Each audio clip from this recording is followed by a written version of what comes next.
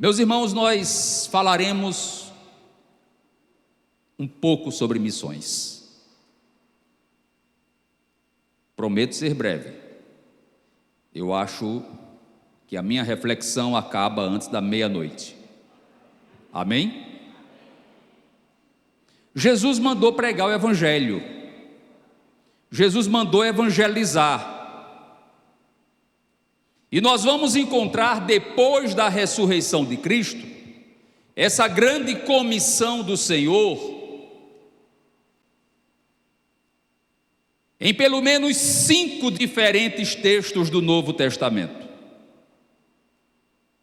Você abre a Bíblia, por exemplo, em Mateus capítulo 28, versículo 18, 19, e você encontra Jesus, depois da ressurreição, determinando, não pedindo, mas mandando: ide, fazei discípulos de todas as nações. Fazei discípulos, batizando-os em nome do Pai, do Filho e do Espírito Santo. Em um texto correlato de Marcos capítulo 16, versículo 15, nós encontramos uma ordem bem expressa: ide pregai o Evangelho a toda criatura. Me ajudem aí. Quem crê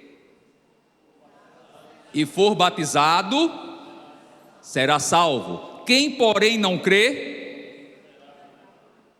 Aí você abre a Bíblia em Lucas 24 e 47, Jesus fala também dessa grande comissão, dizendo que em seu nome deverá ser pregado arrependimento para todas as nações. Você passa para o quarto evangelho, o evangelho de João, no capítulo 20, versículo 21, o Senhor Jesus aparece para os discípulos em corpo glorificado. Eles estão temerosos, reunidos naquele primeiro andar, lá em Jerusalém, no cenáculo, e o Senhor lhes diz: assim como o Pai me enviou, eu também vos envio. E por último, 50 dias depois, 40 dias depois da ressurreição, no 40º dia, lá no Monte das Oliveiras, prestes a ascender aos céus, quando os discípulos estão reunidos com Cristo, ele profere as suas últimas palavras. Está em Atos, capítulo 1 e versículo 8. Ser-me-eis testemunhas, depois de terdes recebido o revestimento de poder do Espírito Santo, e vocês testemunharão a meu respeito, tanto em Jerusalém, como em toda a Judeia e Samaria, e até Maceió, até os confins da terra, até Maceió. Maceió, que não era ainda povoada naquela época, há 20 séculos, já estava na mente de Jesus Cristo. O Ricardo Moraes já tinha o seu nome escrito lá no livro da vida. O Eduardo já estava com o seu nome escrito lá no livro da vida, há 20 séculos atrás, desde a fundação do mundo. Apocalipse 13:8, Apocalipse 17:8. Mas depois da ressurreição, ele enfatizou a necessidade desse evangelho atingir todos os povos da terra. E eu falarei rapidamente sobre um exemplo de missionário que nós temos no Novo Testamento. Vamos abrir a palavra de Deus em Atos capítulo 13.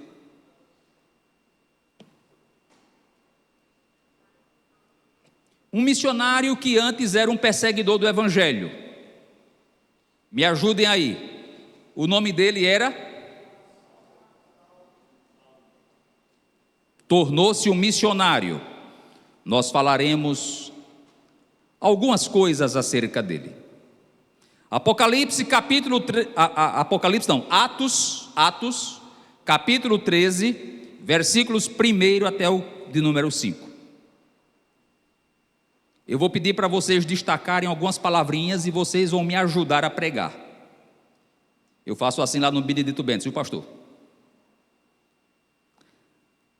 Havia na igreja de Antioquia profetas e mestres. Guarde bem essa palavra, Antioquia. Depois vocês me lembram dela, viu? E quem eram esses profetas e os mestres que havia nessa igreja? Barnabé, Simeão, por sobrenome Níger, Lúcio de Cirene, Manaém, Colácio de Herodes, o tetrarca, e Saulo. Olha o Saulo aqui, no meio dessa turma boa lá de Antioquia.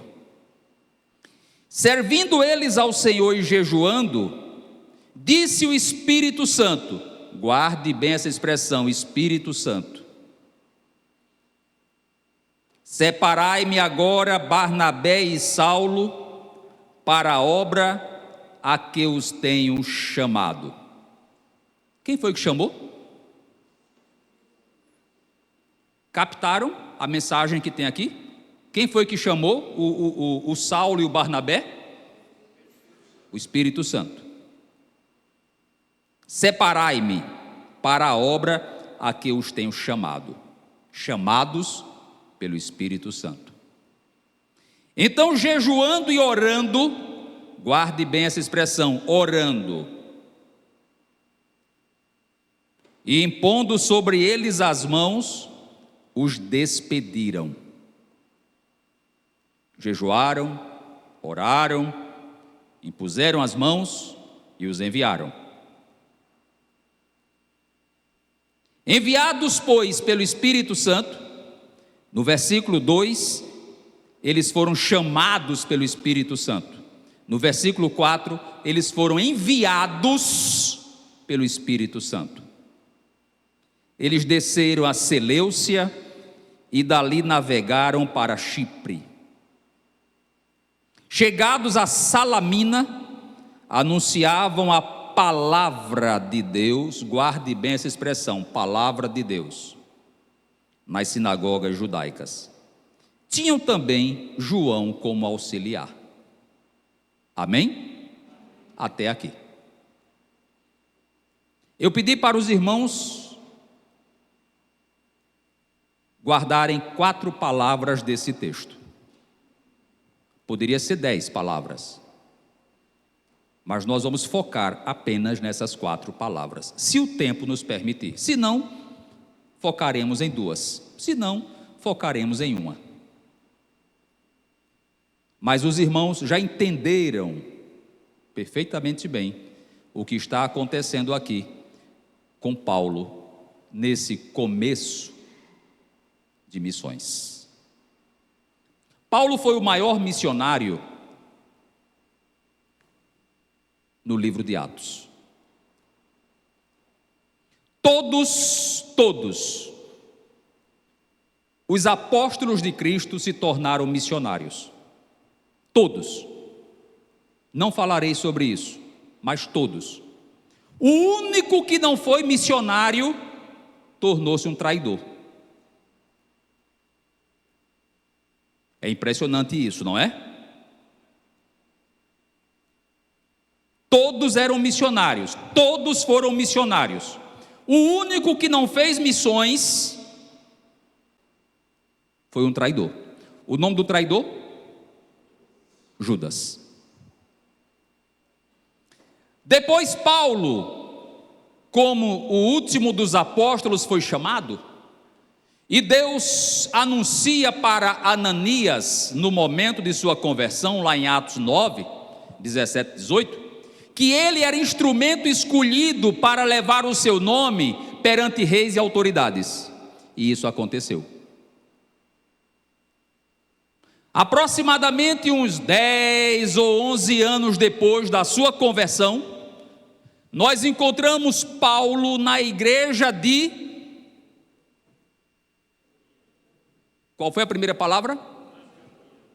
Na igreja de Na igreja, me permita, pastor, na igreja presbiteriana de Antioquia. Os irmãos de outras denominações me desculpem. E Paulo estava ali na igreja e foi chamado pelo Espírito Santo para servir como missionário naquela igreja. E uma curiosidade que eu vou dizer para vocês, eu sei que vocês já sabem, mas não é problema não, é só para relembrar. Paulo fez quantas viagens missionárias? O pastor não vale, Quantas viagens? Pastor, me permita, viu? É porque eu prego assim mesmo, eu gosto de interagir com a igreja. Quem já me viu lá no Bendito Bento sabe disso. Quantas viagens missionárias? 3. As 3 viagens missionárias que Paulo fez, ele sempre saía da igreja de Antioquia. Ele vai na primeira viagem, mais ou menos no ano 47 até o ano 49, visita várias cidades e vários países e volta para Antioquia. A base dele era... Na segunda viagem ele sai, na primeira ele saiu com Barnabé e levou um ajudante chamado João Marcos. Na segunda viagem ele sai junto com Lucas.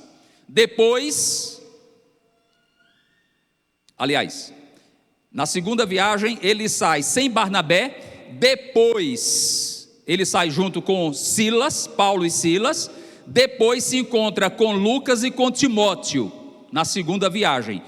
Na segunda viagem ele retorna para Antioquia. Ele vai, circula o mundo e volta para Antioquia. Passa um tempo, inicia a terceira viagem, saindo de novo de Antioquia, até quando retorna a Jerusalém e é preso. A primeira palavra que eu pedi para vocês destacarem foi Antioquia. Paulo era homem da igreja. Paulo era enviado pela igreja. Paulo não era um aventureiro. Paulo não era um missionário espetacular, independente de igreja. Paulo estava subordinado.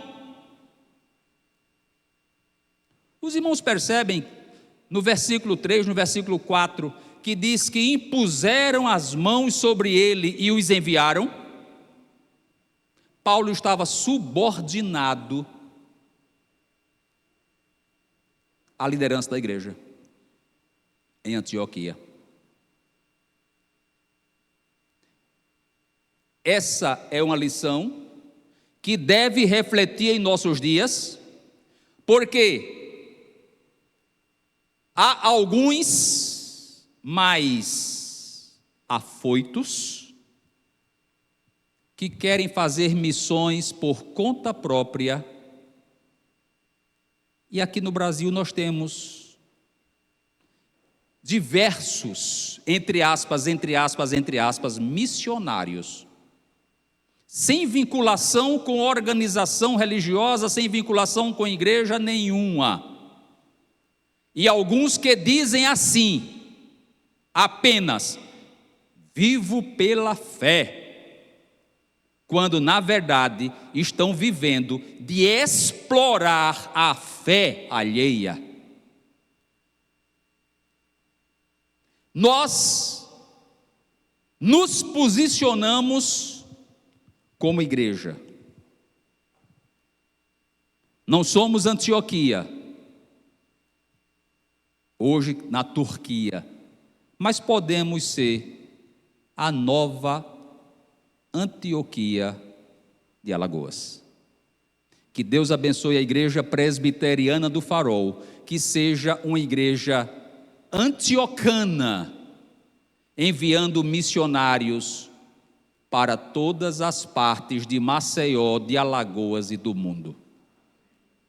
Paulo estava vinculado àquela igreja, e que Deus levante, aqui nessa igreja, que Deus levante Paulos e Barnabés. Terceira palavra que eu pedi para os irmãos destacarem, qual foi? Eu pulei a segunda, de propósito. E eu fiz isso para ver se vocês estavam orando. Paulo saiu de Antioquia para missões, mas eles estavam orando, e o texto ainda completa dizendo jejuando e orando. E os irmãos percebem no texto que desde o início fala de uma vida de profunda devoção com jejum e com oração. Eles estavam jejuando quando o Espírito Santo chamou Paulo e Silas. E para serem enviados, continuaram jejuando e orando. Paulo era um homem de oração. E aqui eu quero destacar exatamente esse ponto. É impossível missões sem oração. Porque nós estamos travando uma batalha espiritual. Nós estamos travando uma guerra com forças, como o próprio Paulo diz lá em Efésios capítulo 6, com forças demoníacas. E nós precisamos de fato e de verdade de uma vida intensa de oração. Observe que o destaque aqui no texto 2 vezes fala em jejum. E jejum não tem nada a ver com dieta para emagrecer. Jejum também não tem nada a ver com passar fome por falta de condições de se alimentar. Jejum é uma opção voluntária para uma consagração a Deus de corpo e alma. Gosto de uma definição do pastor de Genebra, nas suas institutas, quando nos ensina que no jejum nós mortificamos a carne, nós testemunhamos a nossa humildade diante de Deus e nós preparamos a nossa alma para uma vida de oração e de meditação.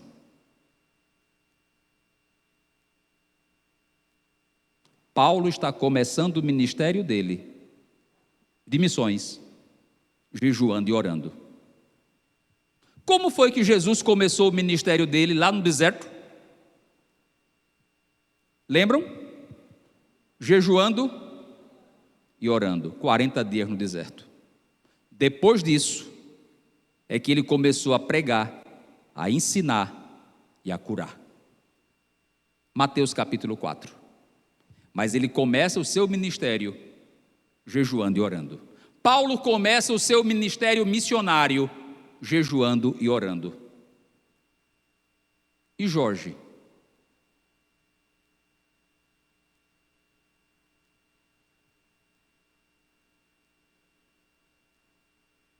Eu vou ser um missionário, eu quero trazer almas para Jesus, brigando e falando mal de alguém, disputando o que eu sei fazer e me engrandecendo. Estou fadado nessas condições ao fracasso. Lembra do que eu disse lá no comecinho da minha mensagem? De todos os apóstolos de Cristo, quem não foi missionário foi traidor.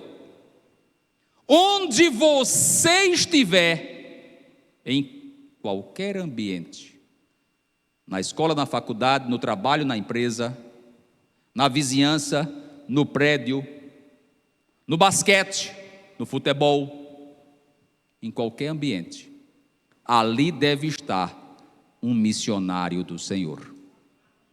Qualquer ambiente. Então vai orando.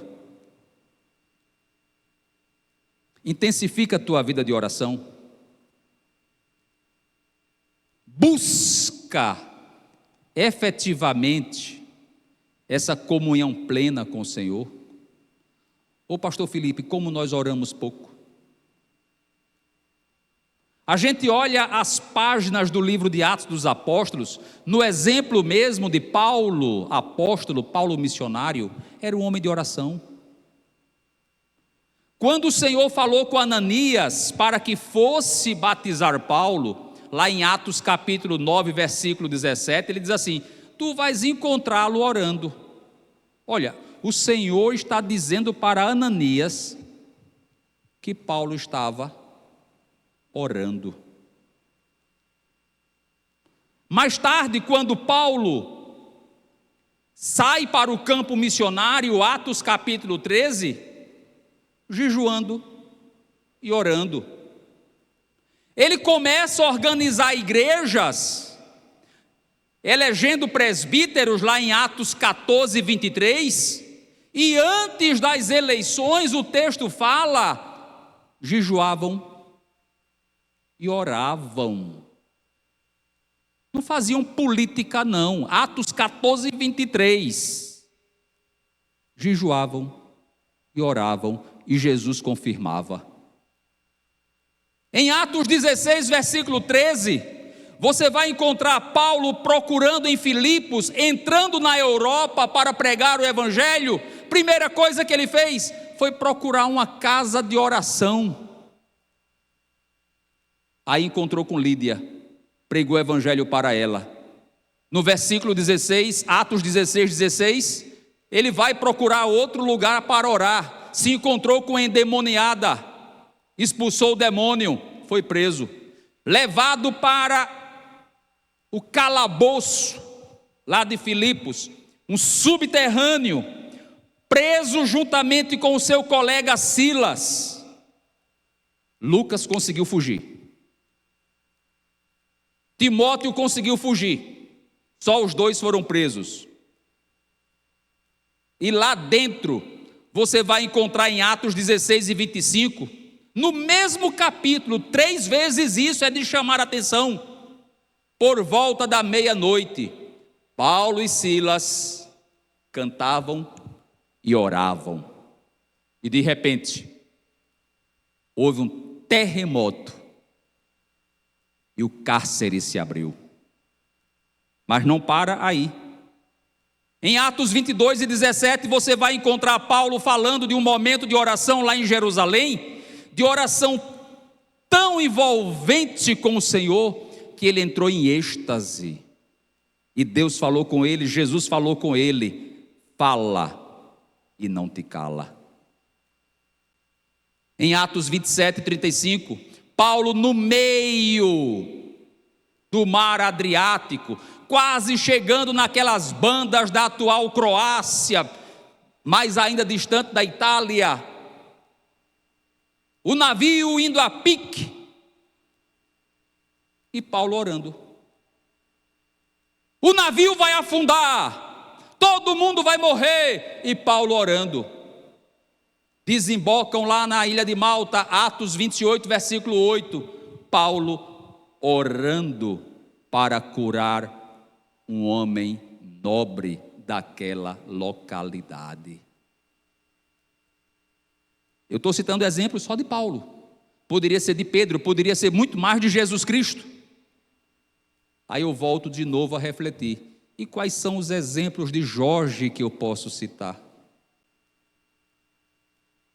Oh meu Deus, como eu oro tão pouco. Missões, qualquer tipo, transculturais, locais, nacionais, de qualquer tipo, dependem de oração. Nós precisamos orar. E eu lhes peço, em nome de Jesus, orem especificamente, apresentem especificamente os nossos bairros de Maceió que ainda não foram alcançados pela nossa igreja. Amém? Você conhece um bairro aqui de Maceió que ainda não tem uma igreja presbiteriana do Brasil? Você conhece um? Conhece? Diga o nome de um. Você vai orar pelo clima bom, em nome de Jesus. Você conhece outro bairro que não tem ainda uma IPB? Feitosa. Você vai orar especificamente pelo Feitosa. Apresente a Deus especificamente. Senhor, Jesus não mandou orar? Mateus 9,38.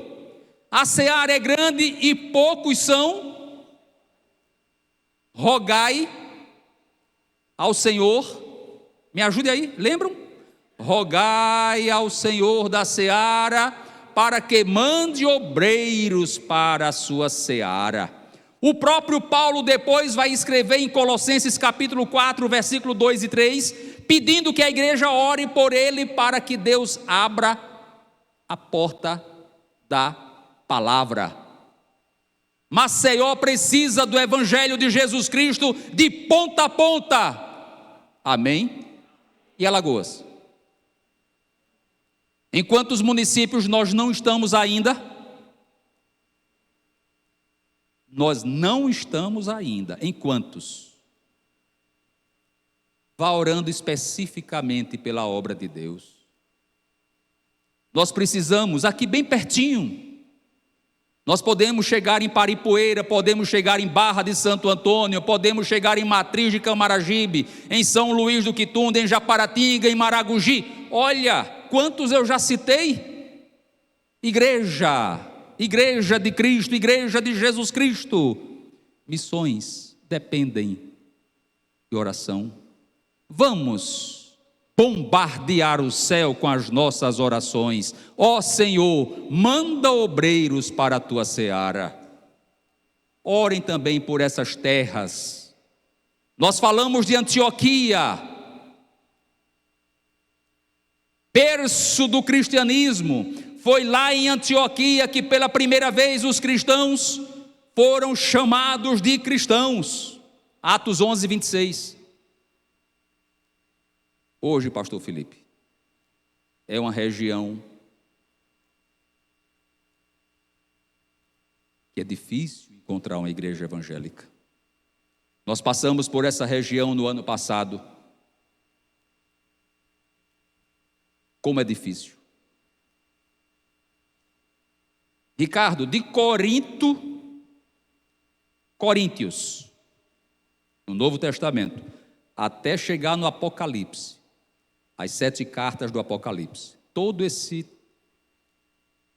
conjunto de terras, hoje precisa de missionários urgentes.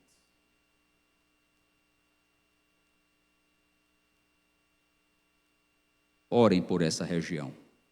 Orem em nome de Jesus. Amém? Tem 2 palavras ainda para meditar nelas e eu não sei se eu tenho tempo.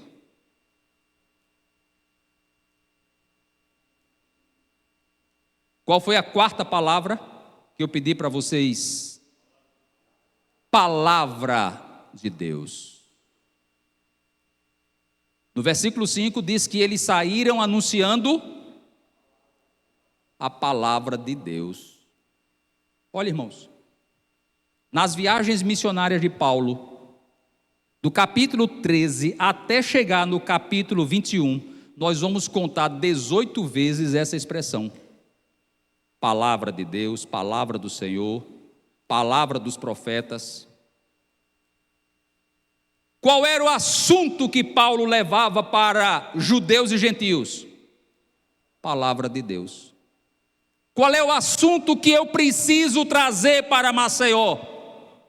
Palavra de Deus. Qual é o assunto que eu preciso trazer para os nossos dias? Palavra de Deus. E tem um detalhe. Paulo não andava com a Bíblia assim não. Nem tinha.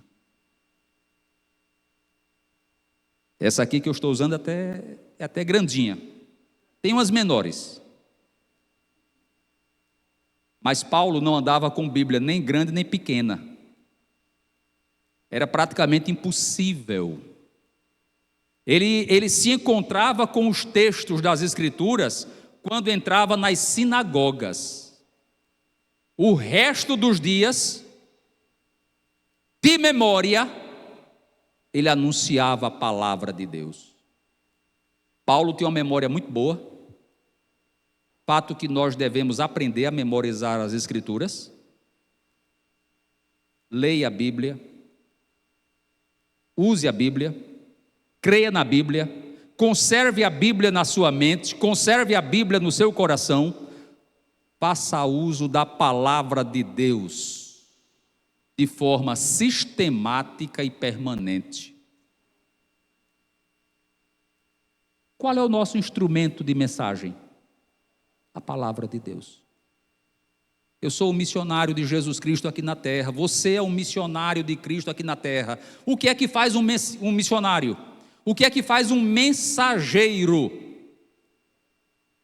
Mensageiro. Eu estou precisando de alguém para dar um recado lá na Ponta Verde. É um mensageiro. O que é que faz esse mensageiro?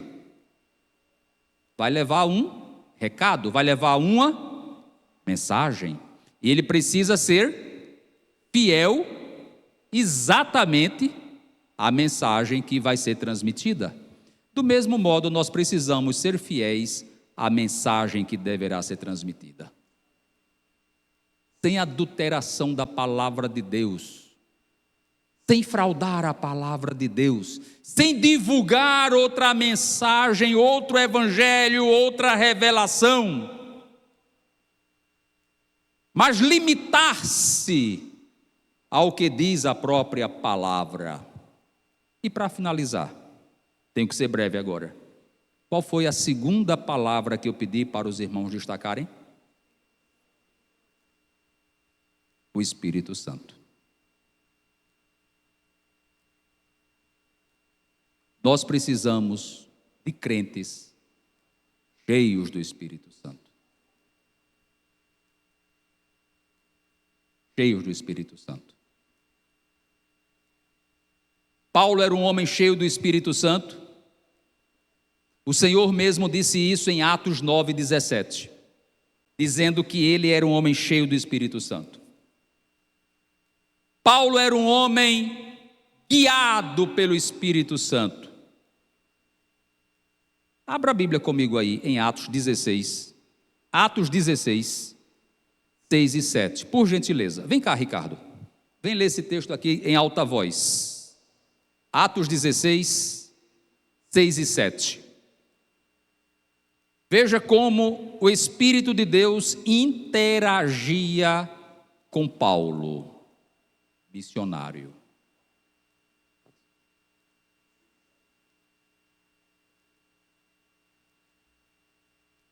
As paz, irmãos.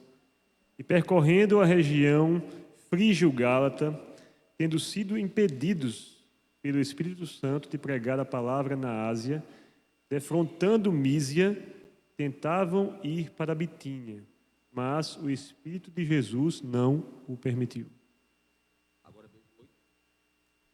E tendo contornado Mísia, desceram a Troade. À noite sobreveio a Paulo uma visão, na qual um varão macedônio estava em pé e lhe rogava, dizendo: passa a Macedônia e ajuda-nos. Assim que teve a visão, imediatamente procuramos partir para aquele destino, concluindo que Deus nos havia chamado para lhes anunciar o Evangelho. Amém? Os irmãos entenderam? Paulo estava na sua segunda viagem missionária, atingindo todo o continente asiático. E eu vou continuar. Aqui na Ásia, eu quero fechar todo esse continente. Quando ele botou a direção para o Espírito de Cristo proibiu. No outro dia, programou com os seus colegas. O Espírito de Cristo proibiu.